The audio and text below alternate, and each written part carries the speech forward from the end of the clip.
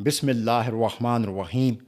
آج کا قصہ ناظرین ایک ایسے نبی کا جن کے سامنے دہکتی آگ نے ان کے بدن کو چھوا بھی نہیں، بلکہ وہ آگ جو ہے گلزار بن گئی۔ میدان میں ایک بہت بڑا الاؤ روشن تھا۔ آگ کے شعلے آسمان سے باتیں کر رہے تھے۔ گرمی اتنی تھی کہ قریب جانا ممکن نہیں تھا، اور لوگ جوش سے نعرے لگا رہے تھے۔ وہ کہہ رہے تھے، ہمارے معبودوں کی توہین کرنے والے کو زندہ جلا دو۔ لیکن جس کو وہ آگ میں ڈالنے جا رہے تھے وہ تھے اللہ کے نبی حضرت ابراہیم علیہ السلام۔ تو آئیے چلتے ہیں، آغاز کرتے ہیں۔ حضرت ابراہیم علیہ السلام، ان کو بتوں سے سخت نفرت تھی۔ وہ ان گمراہ لوگوں کو ان بتوں کی عبادت سے منع کرتے، جس پر وہ لوگ غصے میں آ جاتے۔ وہ دیکھتے کہ لوگ کیسے ان سے دعائیں مانگتے ہیں، مدد طلب کرتے ہیں۔ وہ بے اختیار کہہ اٹھتے، تم ان پتھروں کی عبادت کیوں کرتے ہو؟ یہ نہ تو سن سکتے ہیں، نہ ہی بول سکتے ہیں، نہ ہی تمہاری مدد کر سکتے ہیں، پھر تم ان بے جا ٹکڑوں کے آگے کیوں جھکتے ہو؟ حضرت ابراہیم علیہ السلام اپنے چچا آزر کی زیر کفالت تھے۔ آزر ایک ماہر بت تراش تھا۔ وہ بت فروش بھی تھا اور اپنے ہی ہاتھوں بنائے ہوئے ان بے جان پتھر کے ٹکڑوں کو خدا سمجھ کر ان کی عبادت کرتا تھا۔ ایک دن چچا آزر نے کہا، ابراہیم خاموش رہو، ہمارے باپ دادا ان دیوتاؤں کے پجاری تھے، اور تم آج ان سب کو غلط کیوں کہہ رہے ہو؟ ابراہیم علیہ السلام نے نرمی سے فرمایا، میں آپ کو وہ راستہ دکھاتا ہوں جو سیدھا ہے، جو اللہ کی طرف جاتا ہے۔ شیطان کے بندے نہ بنو، رحمان کی بندگی اختیار کرو۔ لیکن آزر کے دل پر پردہ پڑ چکا تھا۔ وہ بولا، ابراہیم اگر تو نے میرے خداؤں کو برا کہا تو میں تجھے اپنے گھر سے نکال دوں گا۔ اپنے چچا کی یہ باتیں سن کر آپ کو بہت دکھ ہوا، اور فرمایا، کاش تم لوگ سمجھ سکو، یہ کچھ نہیں کر سکتے۔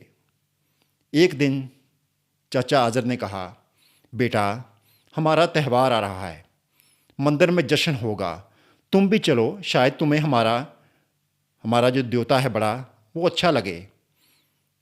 حضرت ابراہیم علیہ السلام نے انکار کیا۔ جب سب لوگ جشن میں چلے گئے تو بہت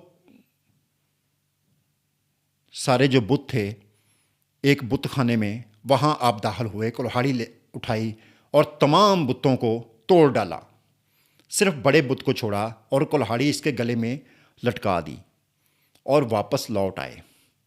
اگلے دن لوگ آئے تو انہوں نے دیکھا کہ سب بت ٹوٹے ہوئے ہیں، اور وہ چیخلیں چلانے لگے، اے ابراہیم تو نے یہ کام کیا۔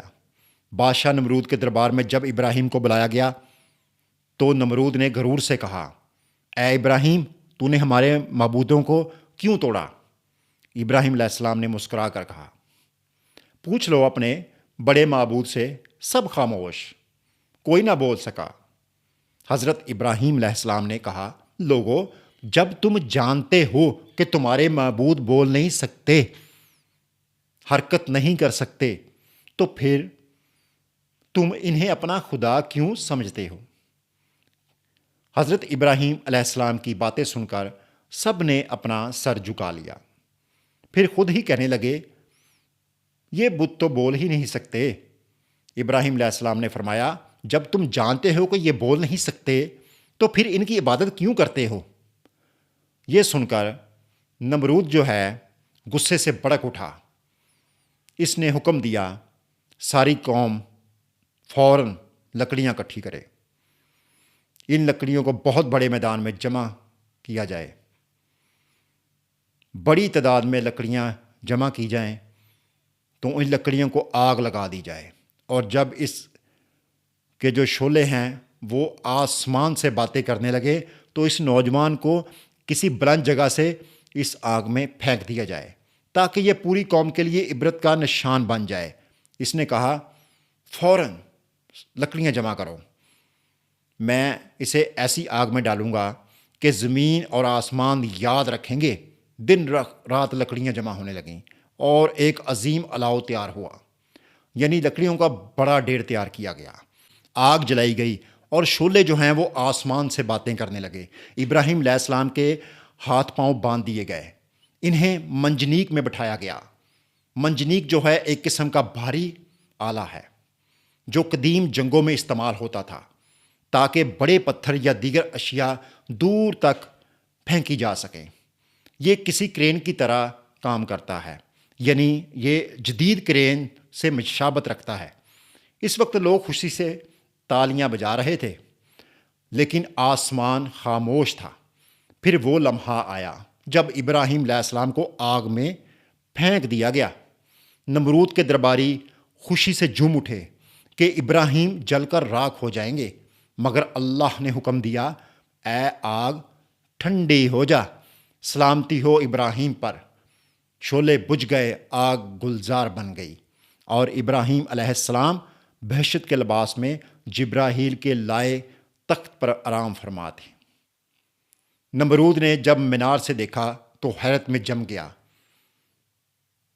وہ اس بات پر حیران تھا کہ اتنی بلند شعلوں والی آگ ابراہیم کو کیوں نہ جلا سکی۔ اتنی بھڑکتی آگ، مگر پھر بھی ابراہیم سلامت ہیں۔ اسی وقت اس کا وزیر پکار اٹھا، اے ابراہیم، تیرا رب ہی سچا ہے۔ اور نمرود شرمندگی اور غصے سے تلملا اٹھا۔ اس کے معبود تو کچھ نہ کر سکے، مگر ابراہیم کا جو رب ہے سب پر غالب آ گیا۔ یوں نمرود کی ساری جو طاقت ہے، اس کا غرور راکھ ہو گیا۔ یہ ہے ایمان کی طاقت، یہ ہے توکل کا کمال کہ جب انسان سب کچھ اللہ کے سپرد کر دیتا ہے تو آگ بھی اس کے لیے گلزار بن جاتی ہے۔ اجازت دیجیے گا، اللہ حافظ۔